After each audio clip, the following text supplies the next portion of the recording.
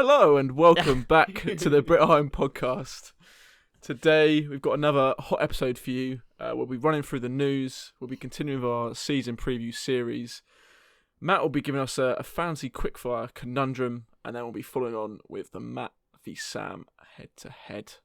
And of course, as mentioned, joined today by Matt and a very, very pale Sam. I'm not pale. It's that we're recording a bit earlier than usual because we didn't have to go to work today because it's a bank holiday in England. So had that extra day off, which some of us very much needed.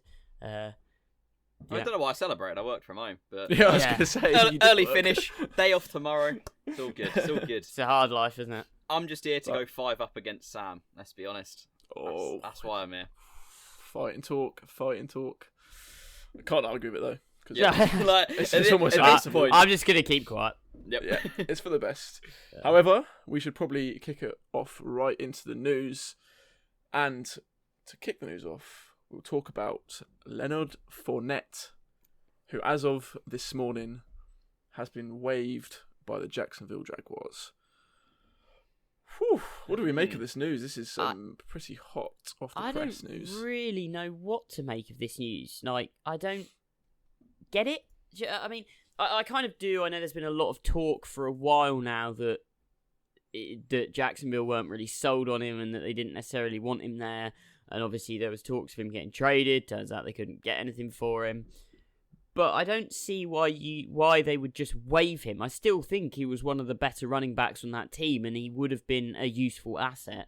I don't get why you just waive him because it's not like he won't go somewhere else now, I don't think. I think we all expect he will find a team and he will be productive. He has been productive since he came into the league. Yeah, it's an odd one for me. I think it was pretty clear team and player, like almost kind of the state you got to with Jamal Adams and the Jets or Ngakwe and the Jags again of it was done. And I mean, if you can't get anything for the player, you want him out the door. You've tried I think a 5th and a 6th. They were saying they couldn't even get that.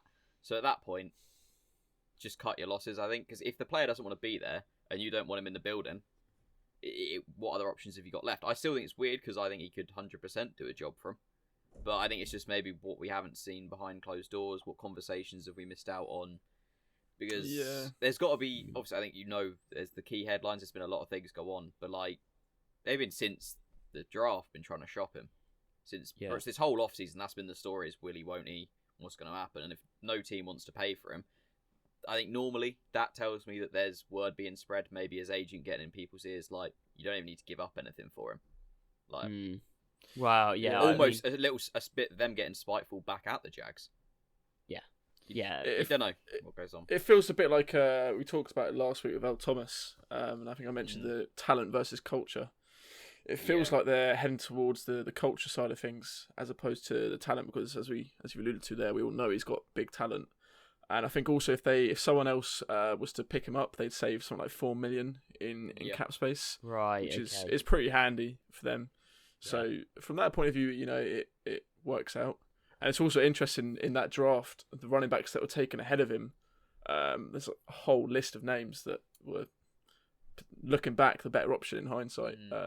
McCaffrey, Dalvin Cook, Kareem Hunt, Alvin Kamara, and there's 4 or 5 more beyond that. So it's a big running back draft.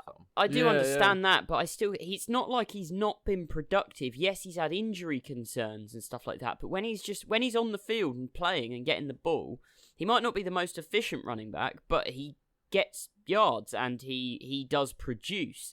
And that's why I'm just kind of a bit surprised as to why you would take this guy that only a couple of years ago you put very high draft capital in. He hasn't been a complete and utter bust. No. Yes, he's got injury issues, but why?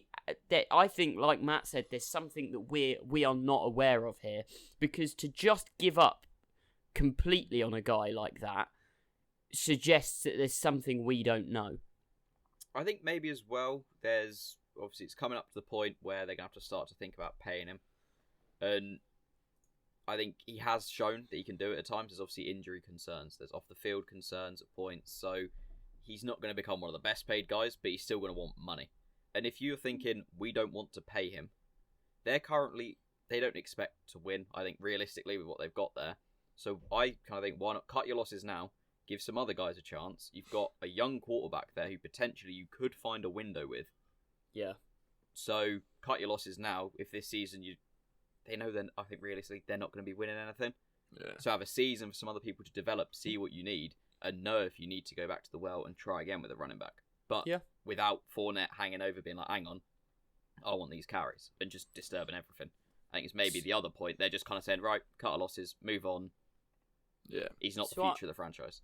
So I'm actually quite interested to hear what your guys' opinion is, based on where you think, kind of moving away from the Jags and looking more at just Fournette, where do you guys think might be a good landing spot for him? Because I know I chucked out, we were chatting about it earlier, and I suggested this looks like it could have New England written all over it. The kind of pick up a guy cheap. They've got all sorts of questions around their running back room at the moment, and if you could pick him up and just chuck him in that rotation, that for me looks like it could be an interesting spot for him to go. But I'm curious to see what you guys think. Yeah, see, I've got two teams that spring to mind. First one is the Pittsburgh Steelers. Mm-hmm. You know, I think that's a good landing spot. Even as a Ravens fan, it would, you know, make them better. So it would hurt me a little bit, but I still think that's a good mix. You know, James Conner, jury's out on him. I think injury concerns as well. So Fournette would really plug that gap for cheap, like you mentioned. The other one is the Atlanta Falcons as well. I know they've got Gurley, but again, injury concerns. I think they've got Ito Smith as well, if I recall correctly. Yeah, but he's injury concerns as well. Yeah. So you know, he's not a number 2 running back. No, exactly. So this again is another one where it's a good spot for both of them. A good plug and play. So two good options, I think there. Yeah, I think for me, slightly different one is obviously Frank Gore was just with the Bills. He's now gone. Singletary should be the guy, but I'm seeing a lot of tweets with the word fumble in it about him in training camp so far. Okay, yeah. Young guy, he's already shown injury-wise he hasn't obviously made it a full season. If he starts fumbling the ball, there's not a massive amount behind him and they're in a window. Yeah. And they're going to want a guy that they can just hand off to. They can just hand it off to him. He can do it on the goal line. If he needs to, he can catch here and there as well. Make a great 1-2 punch with him and Singletary, but also gives you a bit of cover just in case Singletary this year has a bit of a sophomore slump. I could get behind that. I think I really like James's idea of Pittsburgh. I hadn't really thought of that, but that's a great offensive line to run behind. Great team that are in a win now spot. Yeah. And like you said, jury's still out on James Conner. Can he stay healthy? All that kind of thing. And if you can bring the guy in for cheap who you know will be productive, if he could stay healthy, you've suddenly got two great running backs. And also Big Ben's coming back off an injury as well, right? So, you know, if they need to lean on the run game more, Fournette's the good option there. So yeah. I think I can't think of anything better than that, really. Yeah. However, moving it on to the next news article of the week. And this is around Derwin James, who unfortunately has injured his meniscus, which I believe is around the knee area, and is going to miss significant time.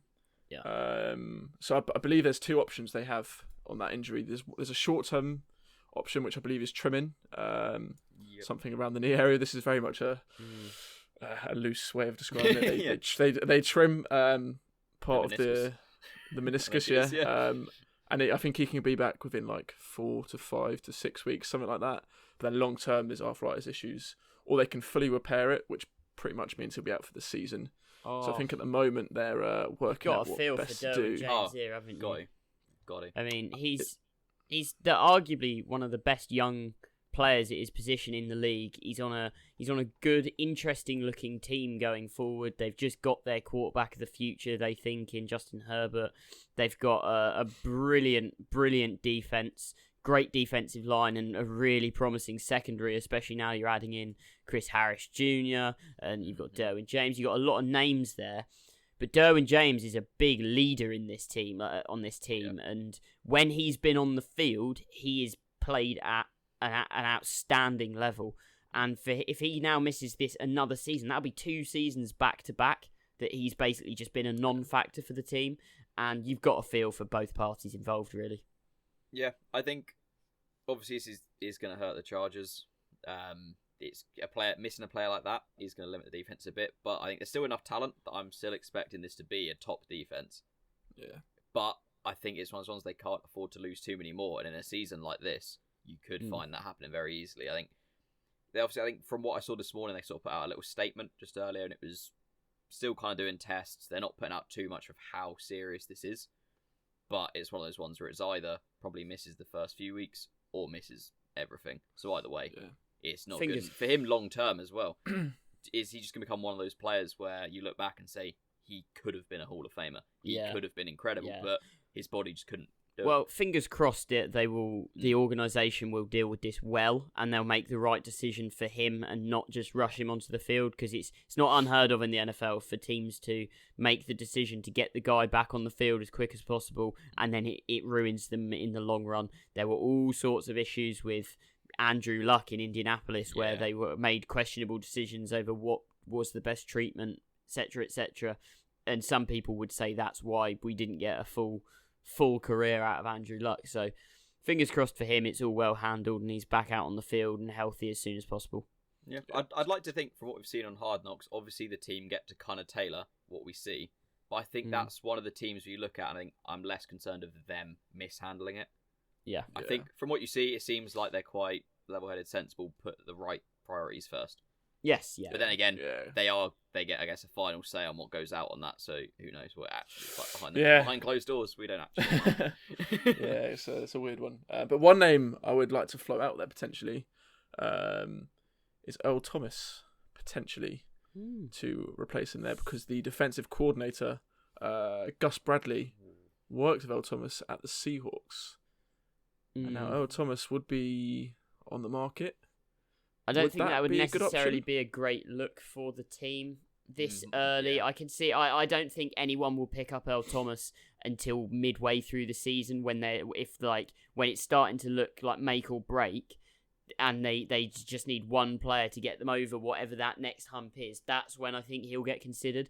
But to bring him on this early, especially when you're kind of in that stage where you're setting the culture for the season, you're setting the ethos for your team, and I mean, you've seen it in Hard Knocks this week. They're kind of last episode where you've got the wide receiver coach and he's just shoving it down. It's not about you. It's about you do the block and you work for the team. And it's maybe bringing in that Earl Thomas character who's got all of these surrounding questions about, is it more about him than the team for him?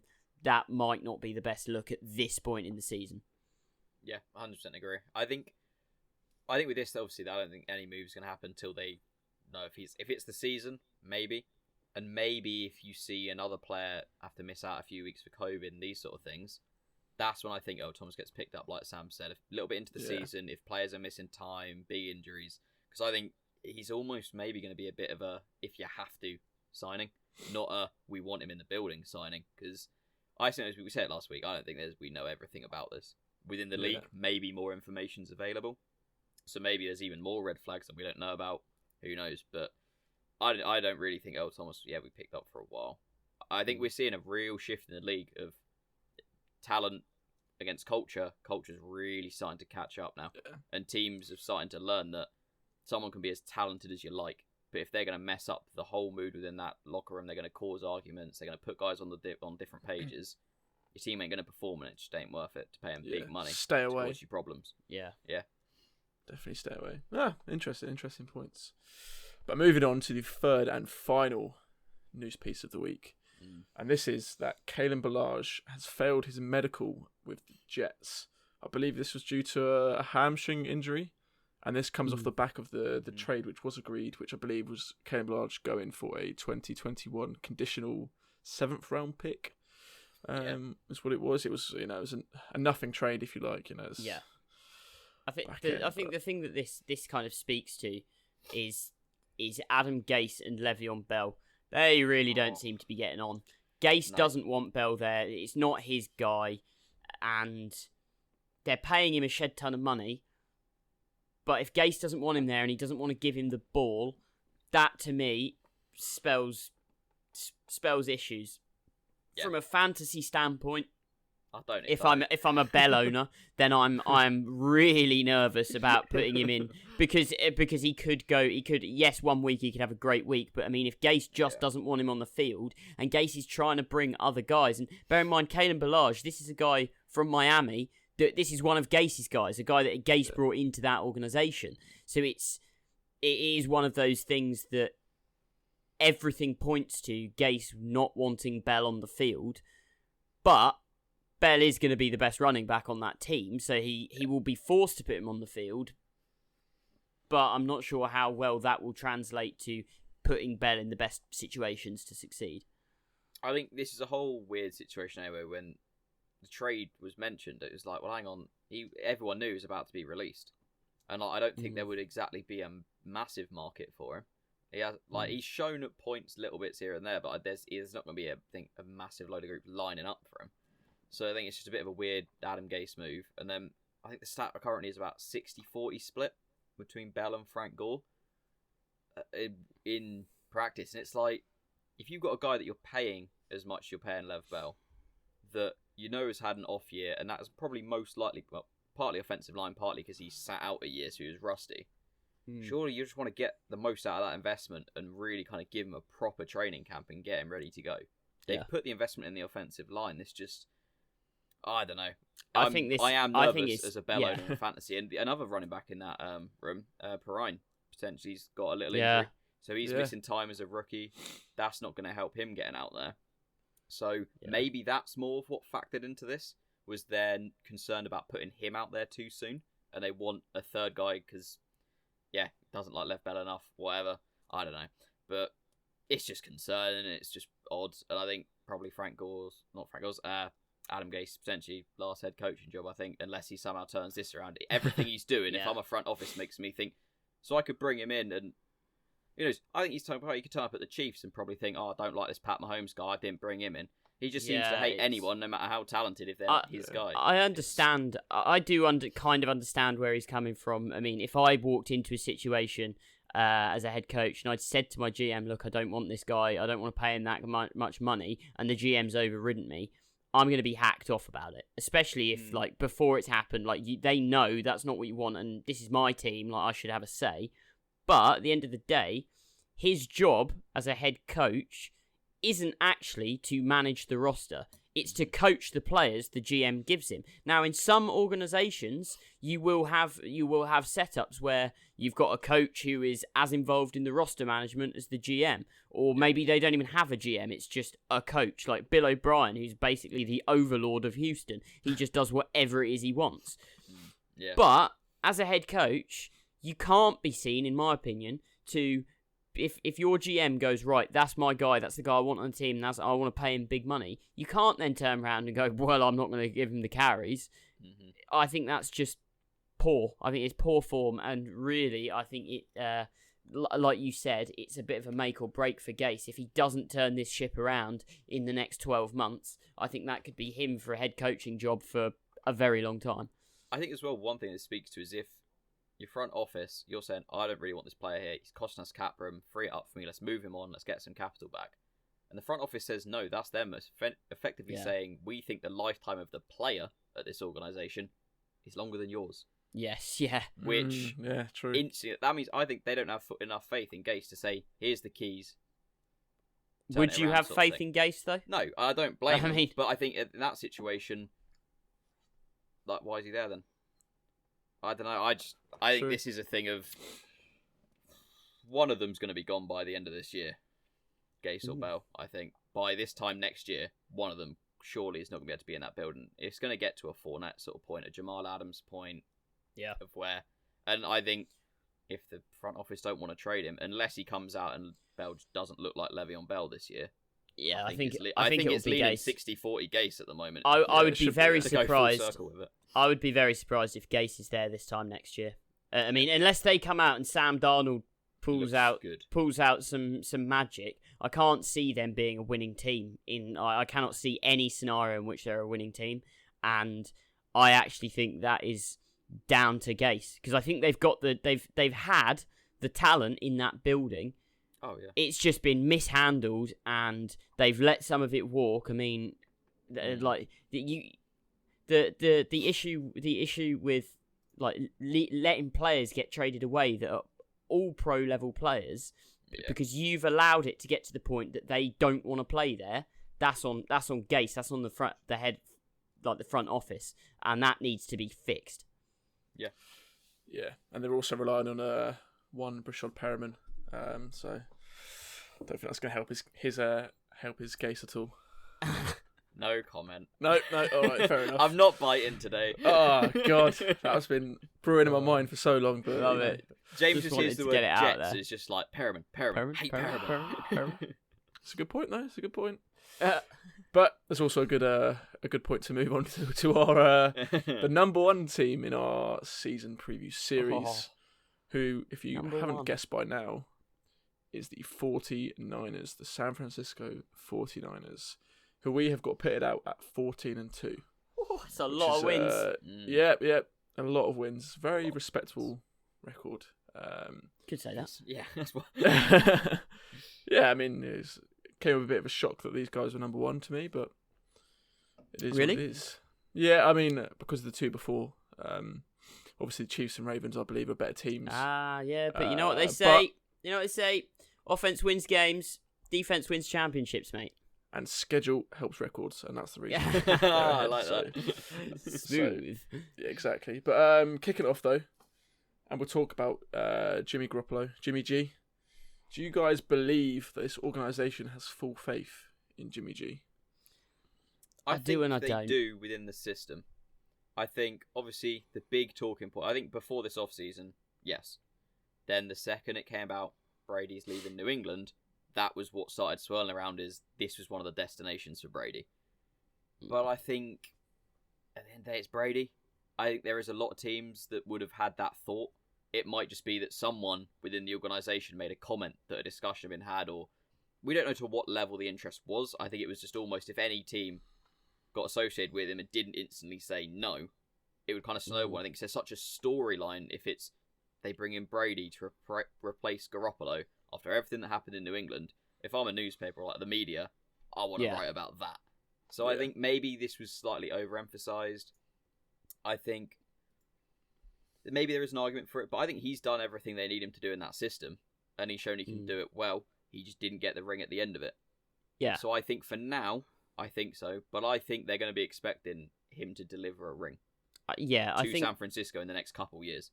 This is a bit of a double-edged sword for me, I think, because on the one hand, I would say yes, they've got complete faith in him. He got his big contract, so he's locked in, big money.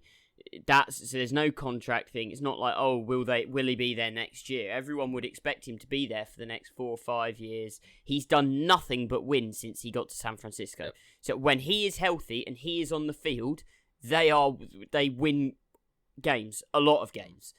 So from that perspective, you really can't complain because he is winning every time he's out on the field. But from another perspective, the fact that conversation was ever had in that building, that they went, oh, Tom Brady's on the market, that makes me think that they're not 100% sold on him. Because if I've got a guy who I've got locked in under contract, who's just taken me to a Super Bowl, and I've got 100% faith in, I'm not wasting my time considering other quarterbacks. I'm using that time to think about all the other spots on the roster. If they're having that quarterback at some point, then that means that somebody somewhere in that front office isn't completely sold. And there are things with Garoppolo's game that would make you go, oh, is he the guy? Is this a guy that when we don't have one of the best defenses in the league can keep us in that championship kind of level? And potentially he is. But from him, we've never had to see it because he's always played with great defenses. So again, I think maybe it's another thing of if you're a team with a good defense, you're happy to lean more on the run game, which maybe at this point in Brady's career, so there's some that are arguing that's good for him, but we already know he likes to throw to running backs, he likes to throw to tight ends. If you've got a plethora of running backs, almost the New England model there, and you've got a great tight end, I think this could have even been a case of one of the guys when the news broke joked imagine Brady in this system. Then from there, that one comment gets to the wrong reporter. From there, suddenly, hang on, 49ers are going for Brady. But I think without knowing the conversation, because it could have been a serious conversation, it could have just been a joke over a coffee in the morning. Without knowing it, it's a case of, but they've paid him. They've given him the money, which I think is kind of one of the biggest indicators you can have. And I don't, from reports, at least what we know, I don't think they ever made a serious chase for Brady. From what we've seen come out of it, who knows? They might have had conversations with him, but it's very hard to know. But I think just on what we do know, if you go on the facts, then to me, I'd say they are. But there is holes here and there in his game, and there's things to consider. So I think they're very happy with him rolling forward, but I think he's not a guy at the moment that I would put in that sort of locked up.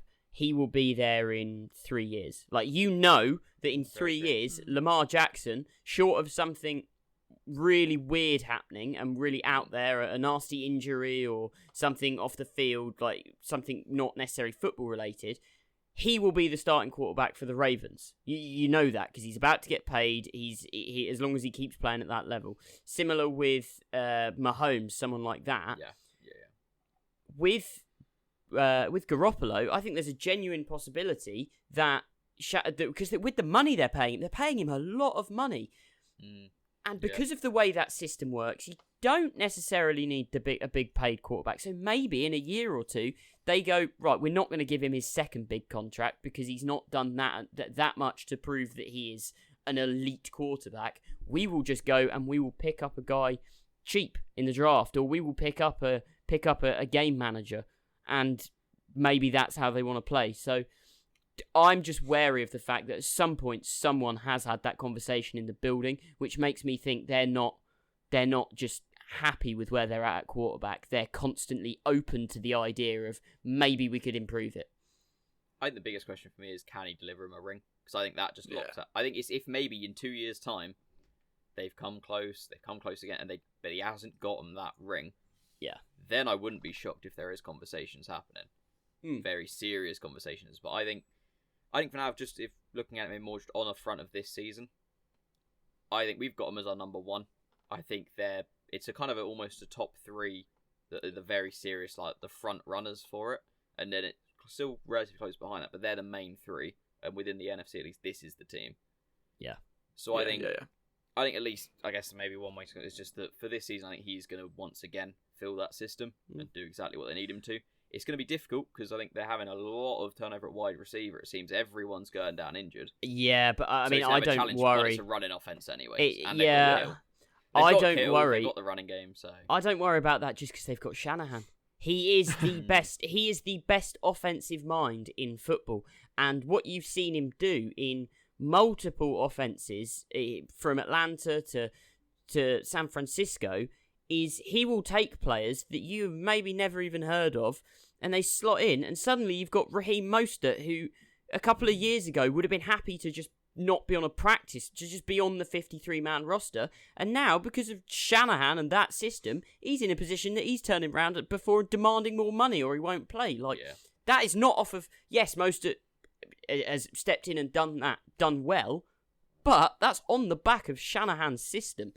So I'm less worried about player turnover there just because I think the system, similar to New England, it's the system that's important there rather than the players. Whereas in some other offenses, it's much more focused on, right, we need a star receiver to kind of allow our offense to work. I think they can plug and play and be okay.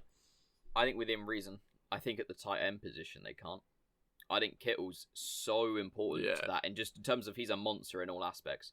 Yes. Sort of he's kind of Gronk reincarnated almost. He's that kind of talent, I think. Yeah. To like as a confident, but like I think within the running backs, within the receivers, they can. But I think the reason they can rotate their wide receivers so much and maybe have other guys coming in and out is because Kittle's there and will do a job. Yeah. And at some points he is just he's the go-to guy that will sometimes bail that offense out a lot, which I think maybe makes it easier. But then that's still Shanahan scheming him well. When teams know it's going to go to Kittle, I mean, I don't know how someone would think about stopping him. He's a monster. The team goes through he can Kittle. Still scheme him through. He can still scheme it right. So I think I do agree. Shanahan is probably the most important thing. Like you're saying, take all the pieces out. He is what's making this. Yeah, he's making it tick, as they say. Yeah. So, but sticking on the running back room, and Sam, you mentioned Raheem Mostert there as well. Obviously, it's a bit of a timeshare in San Francisco. But do you think that Mostert is ready to step up as sort of the main guy in that timeshare?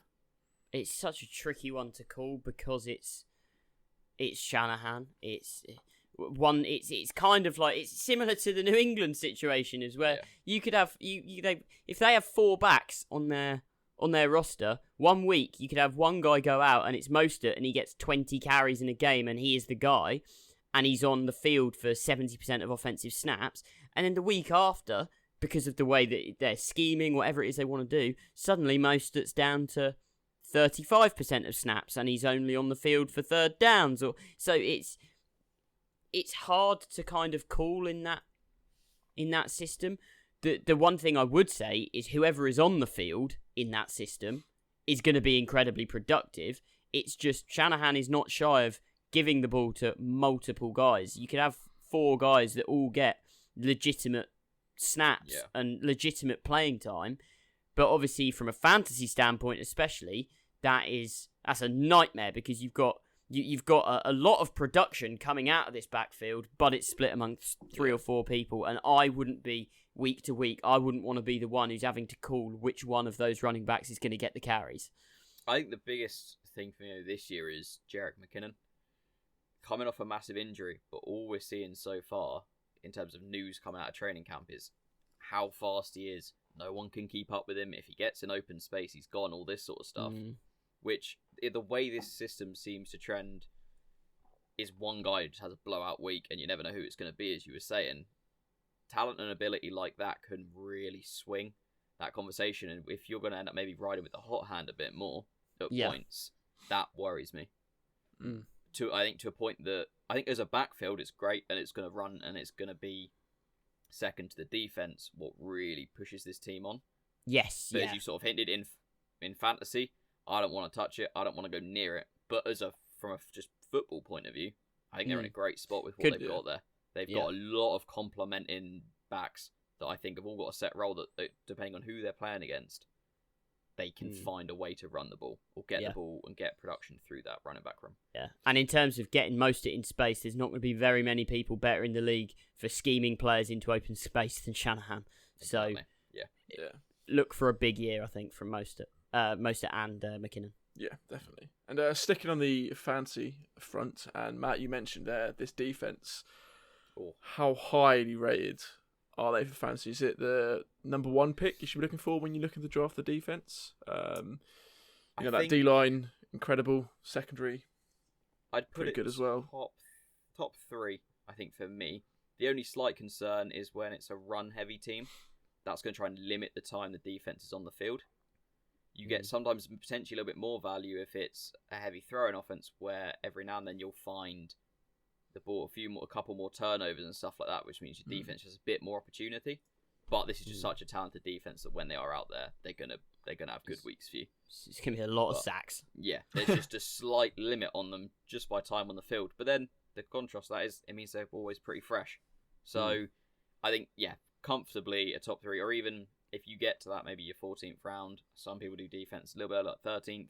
If you want to be the first to take a defense, this can be a team you take, and no one's going to look at it and be like, "Oh, what have they done?"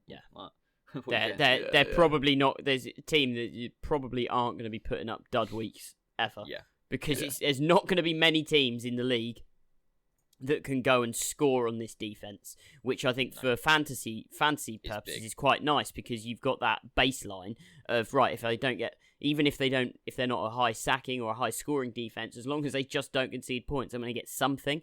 And then if some of those guys can kind of come back and maintain that very high level of play, like if you have Richard Sherman playing like he was last year, again, another consecutive year, then they could come out and also be a very high scoring defense. So I would, if I'm playing in a league with a defense, this is one I want to pick up, because it's one I can slap in and I only have to take them out on their bye week. Yeah, exactly. They're consistently very good, and anyone who's under that umbrella, you just want every part of that. So exactly, definitely one to go hunting for, basically. What about the wide receivers then? We haven't really talked too heavily on them, and we're sticking on the fantasy front here. Is there anyone that would excite you for fantasy? Maybe not early rounds, perhaps, but later on in the draft. I'm skeptical. I think there is going to be value. It's just, I don't know where to begin trying to predict who and when. Like, we've seen that a lot of different names. I know there was a few games towards the end of last season where Kendrick Bourne came up, looked good. But he's one of so many names of a similar just kind of level that, week to week, it's going to be so difficult to call, I think, that unless someone emerges as a lead guy here, I'm not really looking there. I just don't want to have to predict it. This is also an offense that doesn't put a premium on the wide receiver, really. I mean, their first receiving option is their tight end. He is the number one dog when it comes to throwing the ball, and then they're probably looking to check down to their stable of running backs. So it's the kind of thing that, as Matt said, there will be weeks where one of these guys from that wide receiver room just goes off. But predicting those weeks is going to be the difficulty, because I don't think there's anyone on that receiver core that I'd be happy locking in as a week in, week out start, because the week in, week out start from that team is George Kittle, and if you want to get hold of George Kittle, you're probably drafting him in the 3rd or 4th round. Early. So take that as you will. If you want to do that, I have no issue with going and taking Kittle in the 3rd round. It's actually potentially a move I quite like, going 2 running backs, get my tight end. I don't have to worry about tight end then for the rest of the year. So I'd be fine with that. But wide receiver, I don't want to be the guy who's guessing every week which one, because you'll get burnt 9 times out of 10. Yeah, I think this is it's a great football scheme. Outside of Kittle, it's just not the best fantasy scheme. Unless you've got some kind of magic crystal ball and you can predict which name it is every week. Because I think Mostert is another, he's a name that maybe, if I was considering anyone out of Kittle, it's Mostert, but it's still such a gamble that I think there's maybe some better options around where you'd be taking him. But that's a guy that, I'm not going to say don't take him, just be careful, because you're going to get burnt at some point. He will lose you a week or two at some point. It might win you some others, but it's just a high risk, high reward. Yeah, definitely a risky one. But of course, they did draft a receiver in the 1st round this year. Yeah, so perhaps maybe dynasty value there, perhaps, for Brandon Ayuk. Yeah, I think if he develops, it's long term. You need a deep bench. You're going to have to stash him. Maybe if you've got a taxi squad, get him in there sort of thing. Because, with the injury and it's an off season, it's going to really hamper his development. To the point that even coming into it next season, he's still going to be pretty fresh and pretty raw as a talent. So I think you're looking maybe his 3rd year for him to show any talent. And by then, we've already said, who knows, if Jimmy G hasn't got him a ring by then, what are they going to be thinking of doing? Who's going to be the guy there? It's a deep stash pick now, I think. The other thing to consider is, they drafted Ayuk in the 1st round, whatever, but consider the team and consider the need. Going into the draft, you wouldn't have looked at the 49ers and gone, oh my god, they absolutely 100% have to draft a receiver. Like, if they hadn't drafted a receiver and they drafted at another position, there would have been people that probably would have gone, they could have done with another receiver, but they wouldn't have got throttled for not to getting hold of a receiver. If the Eagles didn't draft a receiver in this draft in the 1st round, everyone would have gone mental. Everyone did go mental at the Packers for not drafting weapons. So I think that it's the kind of pick that they're rich at so many positions and they're drafting at the back end of the 1st, and they probably just went with what was best player available on their board at that point. So it might be a guy that they're not necessarily drafting him there to come in and have instant impact. They might have drafted him, 3 years down the line, we think this guy can be a starter. But right now, we just want to get him in and get him going. And as Matt said, with the injury, that's just going to draw everything back. So I personally wouldn't be putting any stock in Ayuk whatsoever, considering his injury, the system that he's going to that doesn't put a massive premium on the wide receiver position, just kind of all of these things. I wouldn't worry about him. The one thing that maybe is more dynasty thought is obviously Emmanuel Sanders went to Denver during this year, just gone. Maybe if they're taking a wide receiver early, maybe their long-term plan is trying to think of someone to kind of get involved in that sort of, be maybe more of a focal point, a guy that if you're going to pick a receiver, it's him. Maybe, I'm not saying it's guaranteed and it's a long shot, but I'm thinking maybe that was the thought process. And that's something that for Dynasty is maybe a storyline that intrigues me. that especially at the moment, if you're doing sort of a later sort of dynasty draft startup, you're going to be able to get him pennies on the dollar, and especially like even in rookie drafts, he's going to be way down there. So if you haven't done your rookie draft yet, potentially there's some great value, and you could take him at a point where if there isn't, it literally doesn't matter. Yeah, I'd be fine taking him in your rookie draft and you putting him on a taxi squad for the year, and you take him in the second or third round wherever later. I wouldn't take him in the first round. I think there'd be better options. I'm fine with that, but if you've I think there's a good chance that in a rookie draft there might be 3 guys that you think are actually way better options to have on that taxi squad that you think will pan out quicker, at which point I wouldn't be actively trying to find a way to hold Ayuk. I would be happy to have nothing, no investment in him whatsoever, and then on the off chance he does start playing really well at some point, I'll either admit that I was wrong and go, oh, maybe I should have done that, or I'll just throw Fab at him, because that's what Fab's there for. I just think that like you're picking in the first round, if they weren't so hot on him, and if it was more of a long-term plan, they could have traded out of that round, and got more future value. Because this was a deep receiver draft as well, so there must have been something. That's what I mean. That they liked. I think there's something about him that they like, and I think it's worth some intrigue. Only in Dynasty, obviously. Yeah. I mean, Shanahan having like any kind of intrigue, or like Shanahan liking a player and wanting to take an offensive skill position in the first round. Yeah. It's intriguing. Yeah. I think it's definitely a ceiling there, but it's way off. You need a it's a bit unknown. You need to be able to kind of say that potentially for the next 2 seasons you're going to have a bench spot if you don't have a taxi spot, or 1-on-1 split across the 2 years. That's just sat there. I'm just thinking.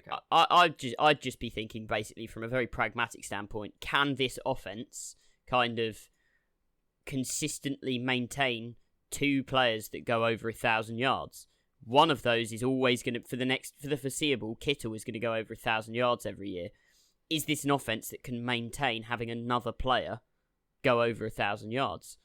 Maybe it is, because this player is great and they just go off, but I don't think the volume will be there to support that for a receiver. And on the off chance that it is, I believe that would be the kind of thing that would be a once in a blue moon kind of year where a guy supports 2 great receiving options and that kind of happens. So I would be wary.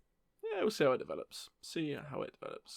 What about Jimmy G then in fantasy? Whereabouts are you ranking him on your QB rankings? Where'd you be looking to pick him up?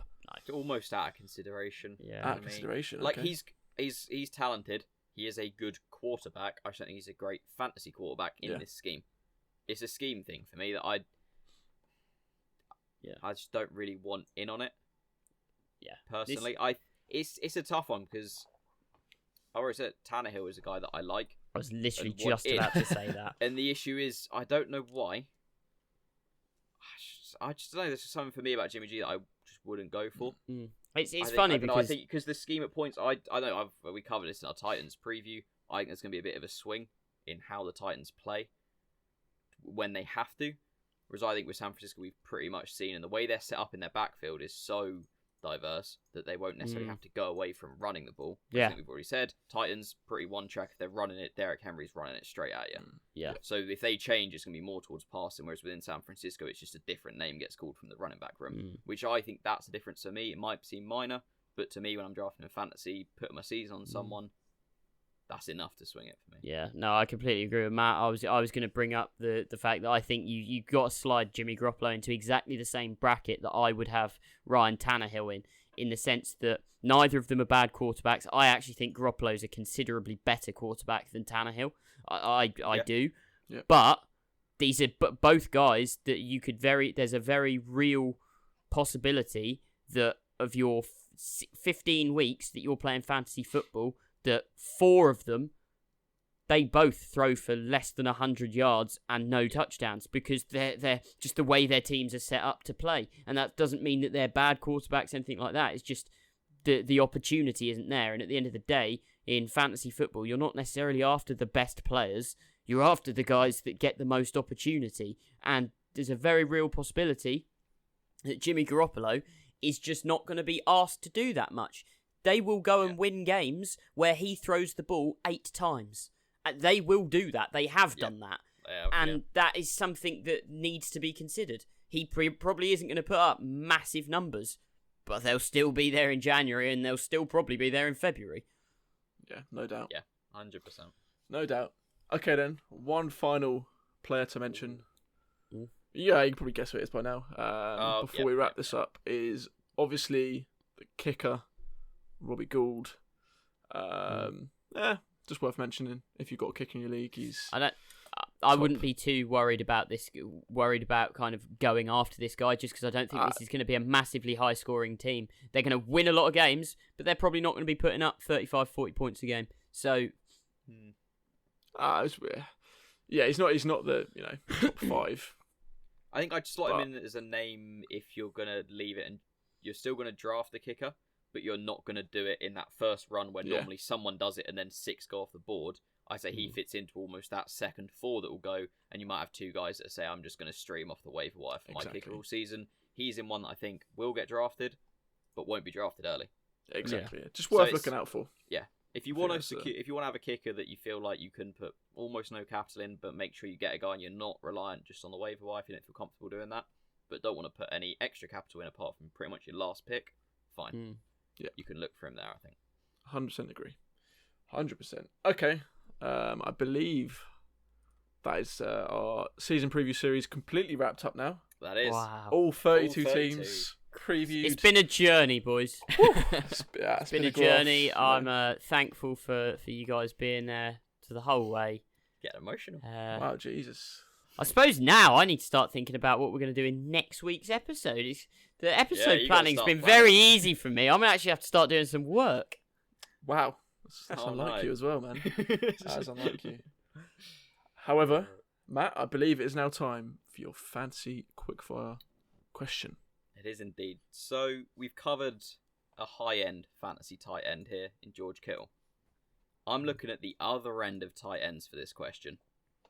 We're talking about a half PPR, 12-team, redraft league, your standard kind of league. But you're leaving it late. Very late. And there's a few names that their ADP they're going late. So we're talking round 13. So you've got 2 picks left after this. You're thinking tight end. I'm giving you 3 names. I want to know who your guy is at this point. We've got Eric Ebron, now the Steelers. Blake Jarwin, Cowboys. Chris Herndon, Jets. Sam. I originally thought this was going to be really... When I first saw those names pop up, I was like, yep, I know who my guy is straight away. And I thought about it a bit more, and it's a bit trickier. Yeah, different levels of sort of what they're throwing, very drastic. Yeah, I think Eric Ebron has obviously had that kind of the one just boom, absolutely went mental year, scoring loads and loads of points. And I think he's on a great... The Steelers are going to be a good team, and I think he will be... In round 13, I'm very happy taking Eric Ebron. But in this situation, I want Blake Jarwin over Eric Ebron, because when you look at a lot of the stats about, like, even last year, when you had, what was his name? The older tight end who'd been at the Cowboys forever. Witten. When Jason Witten came back, he was getting a lot of snaps and he was getting targets and stuff. He wasn't doing much with that, but he was getting a lot of opportunity. Now, Blake Jarwin coming into that, he's younger, more athletic, and I believe that opportunity will still be there. So I'm going to take Blake Jarwin because I think they play in a much easier division than the Steelers, so they could potentially put up a hell of a lot more points, and I think he's probably going to get the most targets out of those 3 guys. Yeah, I'm going to have to agree with you as well there, Sam. Blake Jarwin I'd go for here. Eric Ebron as well, obviously Vance McDonald. Still at the Steelers, so there's potential there about, seeing snaps away from him and whatnot. Also, they've got other very good receiver options. So I'm a bit sceptical about his opportunity there. Obviously, very talented player, but for fantasy, I'm a bit more hesitant there. Just to touch on Chris Herndon as well of the Jets. It's a tough one. I'm not really a huge fan of Darnold in that situation. We mentioned Adam Gase as well. Not a fan of him either. You just want to be far away from Adam Gase. Exactly. It's a Gase issue. It is a Gase issue. So, I mean, this guy's also had injury problems, right, at the last season. So, staying away from him. And obviously, yeah, like you said, Sam, Blake Jarwin, Witten's now gone. That seems to be the perfect storm there. Also a big fan of Dak Prescott as well, so that one just makes a lot more sense to me. Yeah, I think this might be a first that we're all in agreement. I mean, for me, it's Blake Jarwin. Let's go, boys! Here we go. We're getting on the same page. It's only taken us, 32 episodes? But we're on the same page finally. But yeah, Blake Jarwin, it's a great fit. He's my guy in Dynasty. Currently, I think I'm going to go into the season with him as my starting tight end. Yeah. It's close with Ebron, because although you raised the point about Vance McDonald, he's done it and been relevant in fantasy with Jack Doyle right there, who in his own right, probably at points better than Vance McDonald, bit more experience, we've seen a bit more, but it's tight. But I think the swinger for me, and I know Sam is going to agree, he's probably going to roll his eyes, so you can just close your ears if you want. I don't think Big Ben's going to be what he was before this year. Doesn't mean there's going to be no value. I just think that's going to maybe put a limit on it. I would actually agree with that. I would agree. What's going on? What's going on? No, I think I think the Big Ben. I think Big Ben is going to come back and be very good. But I think they've got so many other options there, and they probably aren't going to lean on him as heavily as they have in the past. So the opportunity will be less. I don't think. Still think he's going to have a great year, and I think they're going to be a good team. But at the end of the day, I think Dak Prescott, if he keeps playing how he is, Dak Prescott could throw for 5,000 yards. And I want the tight end who's in the system that's potentially going to be one of the furthest passing offenses in the league. Because it's just opportunity. To touch on Chris Herndon as well, I think obviously there's a concern. We haven't really seen him do it. Ryan Griffin at points last season, I actually had him for a little while in Dynasty, and he came in for me at some points. He put up some decent weeks, which makes me think Darnold can support a productive fantasy tight end. The only question here is, you haven't seen a lot of Herndon. He's coming off of a big injury. Yeah. Is it going to become a split at points? If he doesn't jump out the gate, Griffin's going to be right there behind him. Is he going to get hurt again? So I think he's a guy that maybe this time next year, either him or Griffin is going to maybe have a bit more of a fantasy conversation around them as being less of a coin flip. I think a name will come out from this that you're not going to be going early. I'm not making a stupid prediction like that, but it's going to be a guy that you can look to and say, if you need to take someone later to middle rounds, but you know is going to be a guy in an offense, maybe one of them, but not to the level. I think Jarwin genuinely has an opportunity to make a big jump. Yes. I'm not saying he's going to break the top 4, but I think he'll potentially be a guy you'd say he's in that next tier. He's in that kind of top 6. If someone's going to jump up to the kind of Zach Ertz tier, he could. That's his ceiling. So yeah, completely agree with that. We've all agreed. I can't believe it. All what three a of time us to be alive. What is going on, boys? Can we continue this form into next week? Who knows? We'll see. I doubt it. I'm going to have to be more controversial next week, I guess. We're going to have to really... Put Perriman in there and we'll talk. Oh, God. But I believe it's now time... Here we go. For the head-to-head. Now, obviously, as we mentioned at the top of the episode, I believe, Matt, you are 4-0. Wow. Oh. God, I forgot how many episodes we've done now. Wow, 4-0. It's going to Yeah. take some doing from you, Sam, here. Right. I'm just thinking 2 more episodes. I'm going to have to put the score up on 2 hands. Like, Let's just oh get my go. God. Let's come on. get straight into this because I'm dialed in. I'm ready to win. Oh, you said that last week, but you know. Yeah, I was going to say. And I the said week that before. last 4 weeks. And the week before, and the first week, yeah. Yeah. Right, Like so the way cliches this... like that don't get me anymore, Sam. So for those who didn't listen to last week's episode, first of all, what you doing? Go back and listen.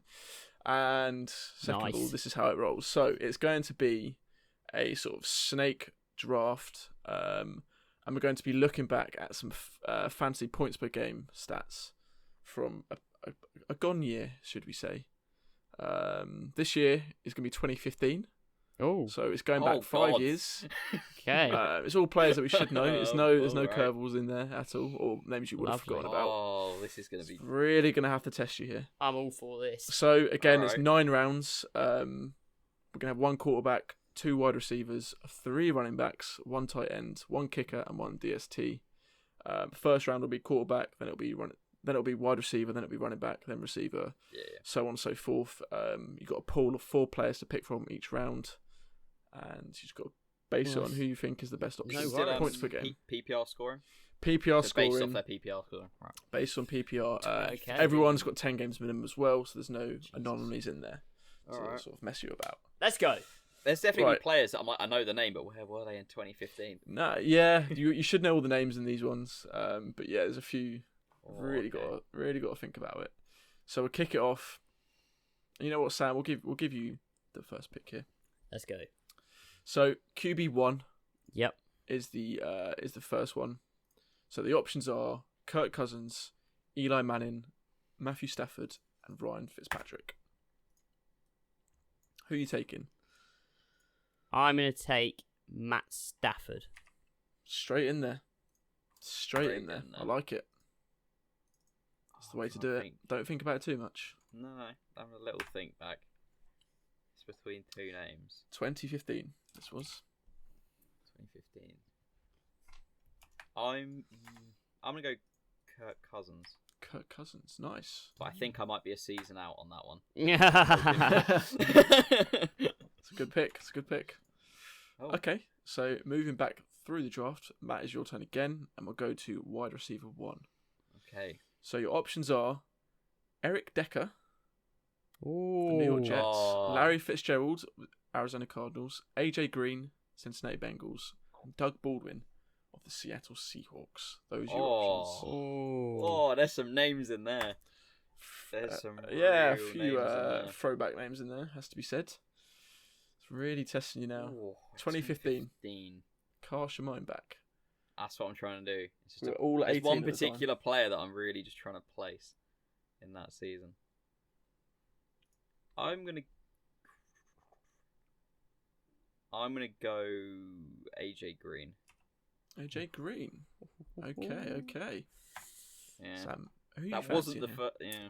I am going to take 2015. So this was, I believe, the year the Cardinals went to the NFC This is what I Championship was game. debating.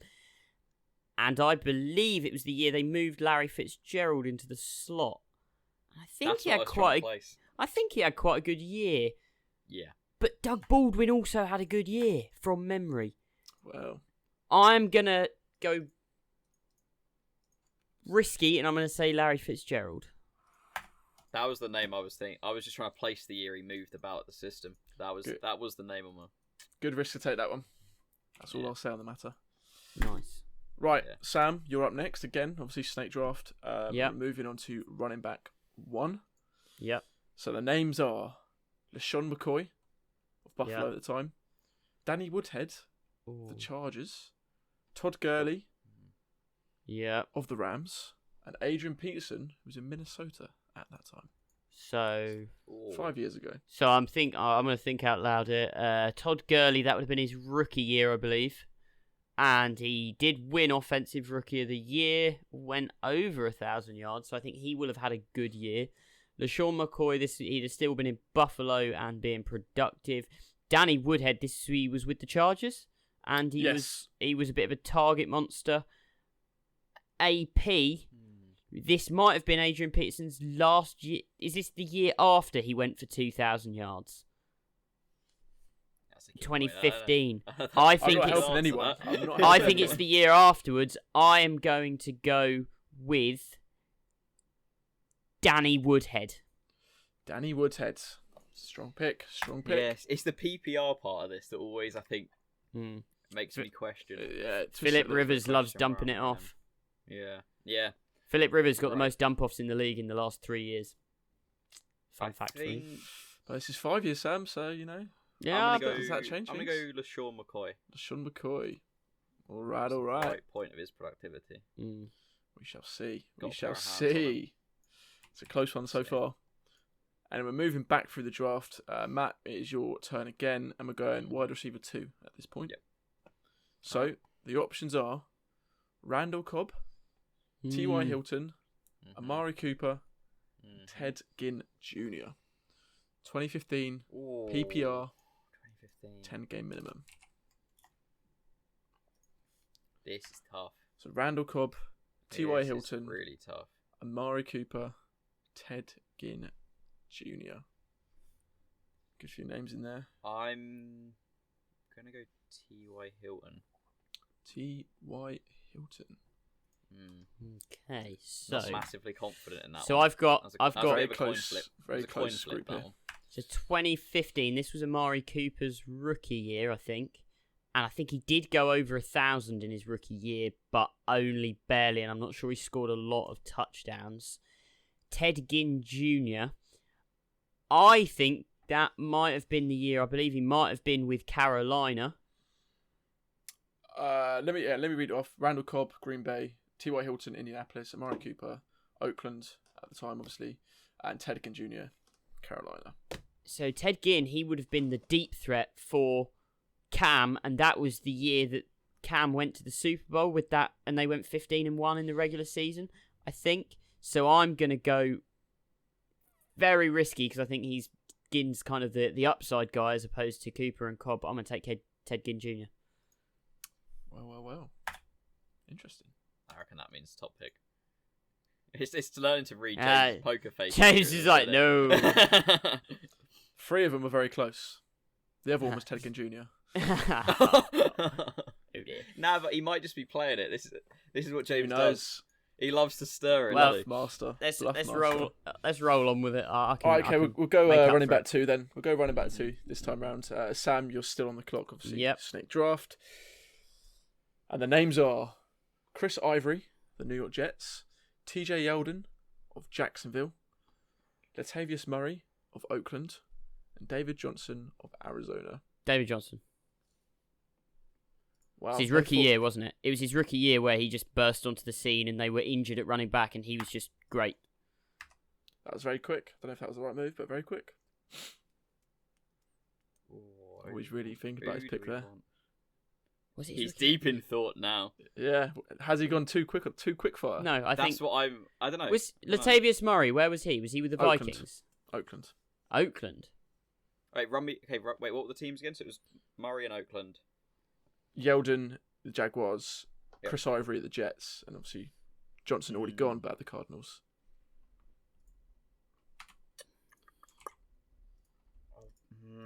I want to say Yeldon, but I don't know. Yeldon would be good, actually. I didn't think of this, but PPR. Yeah, that's what I'm thinking. Because I don't know when it would be. Did have a... I'll just go Yeldon. Let's roll with it. That was the name on the tip of my tongue. Still knocking around the league to this day. Must have done something good at some point to still be knocking around. Hopefully it was 2015. There you go. Right, so we'll move... We'll go running back 3. Give you a chance of picking the first running back, Matt. Mm-hmm. So obviously you're on the clock. And the 4 options for your running back 3 are as follows. Theo Riddick, Frank Gore, Gio Bernard, I don't want to mess up that name, and Duke Johnson. That was tough. Nice. So Theo Nicely Riddick done. of Detroit Lions, Frank Gore of Indianapolis Colts, Gio Bernard of the Cincinnati Bengals, and Duke Johnson of the Cleveland Browns. All 5 years ago, 2015. PPR. I'm going to go the eternal Frank Gore. I wanted Frank Gore. There's something about Colts in 2015 that's ringing in my head with like him and T.Y. Hilton. I don't know which and why. I'm going to have to look up what I'm thinking of. I feel like there was something. I think they were quite a good team that year. Like I think that was the last year they went 11-5 with. Yeah, it just sticks in my head that year. And then it was the year after that they had a bad year and Andrew Luck was injured and Pat McAfee was an All-Pro and then retired at the end of the season. What a waste! Wow, what a waste! What a waste! I am gonna go with then. Wait, Giovanni Bernard. He was in Cincinnati. I'm going to take Giovanni Bernard then. All right. I think that might have been an okay offense. That was peak Dalton. Being the benchmark offense, wasn't it? Yeah. Okay, so Sam, next up is tight end 1. You're on the clock. And this one's going to test you a little bit. Probably. Okay. Oh God. Probably. So the if names 2015 wasn't already enough. Travis Kelce, Rob Gronkowski, Delaney Walker, and Tyler Eifert. Well, Tyler Eifert. 4 names there. Tyler Eifert was probably injured. Played 13 games. Oh, well, that means he was really good. It's a real test. And this one is Rob Gronk. It's called win or lose you. Travis Kelce has been the number 1 tight end for the last 3 years, hasn't he? But that would have been right early in his career. So tight ends don't usually come on and put massive numbers up right at the start of their career. and I would think that's probably his rookie year. So I'm airing away from Kelsey. Good. Rob Gronkowski, 2015. They didn't go to the Super Bowl. They lost.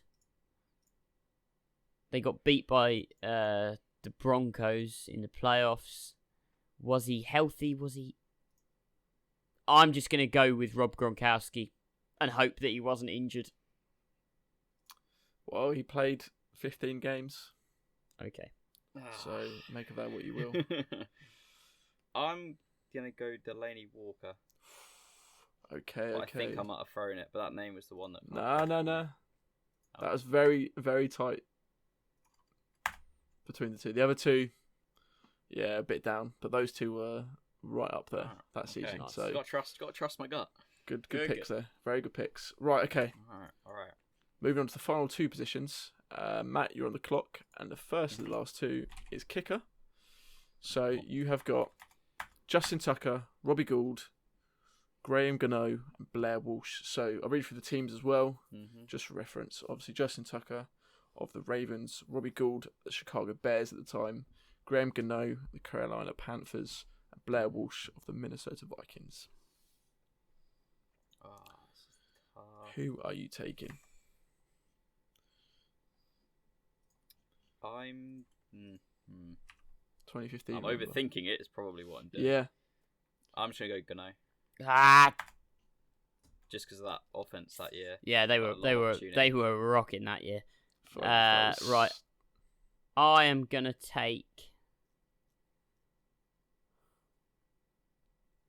I'm gonna take Justin Tucker just because he's Justin Tucker. I think.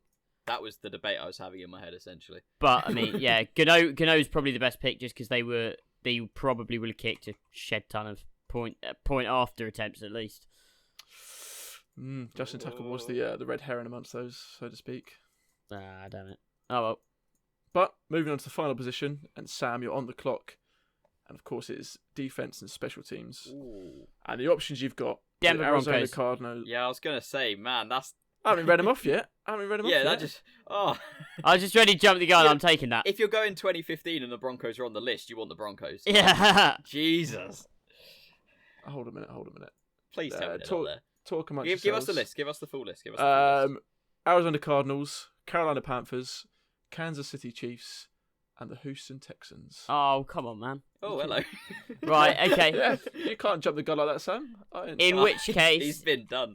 In which case, the Arizona Cardinals were a very good team that year, and I know they had a couple of absolute dogs on defense. Like Tyrann Mathieu was playing well. Yeah. I know Kevin Peterson. Obviously, Kevin Peterson wasn't playing very well. But Peterson, cornerback, was playing very well. Yeah. So I'm gonna take the Arizona Cardinals. Arizona Cardinals. All right. 15 Texans. Oh, this is tough.